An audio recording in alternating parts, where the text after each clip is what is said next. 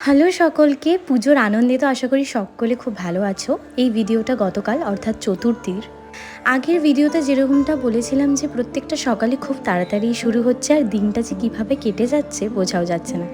আজকে মা আর মায়ের একটা বান্ধবী মিনিউ মাসি এসে গেছিলো বাড়িতে। আস্তে আস্তে অতিথিরা আসলে মনে হয় যে এবার বাড়িতে পুজো লাগছে ফাইনালি। এই বছর না আমি দীক্ষা নিয়ে নিয়েছি মায়ের পুজোর আগেই।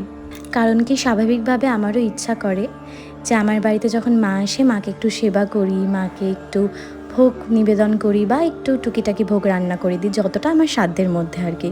আর এবার একটা নতুন দায়িত্ব নিয়েছিলাম, সেটা হচ্ছে শ্রী বানানো। প্লিজ কেউ জাজ করো না, হ্যাঁ অতটা ভালো হয়নি, বাট আমার আনারি হাতে আমার প্রথমবার করা এটা আমার জন্য অনেকটা বেশি স্পেশাল। আর আমার মনে হয় মা অনেক খুশি মনে এটা গ্রহণ করবে।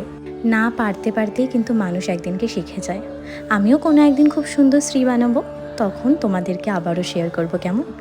আজকের ব্লগটা এখানেই শেষ করছি, দেখা হচ্ছে তোমাদের সাথে নেক্সট শর্টসে।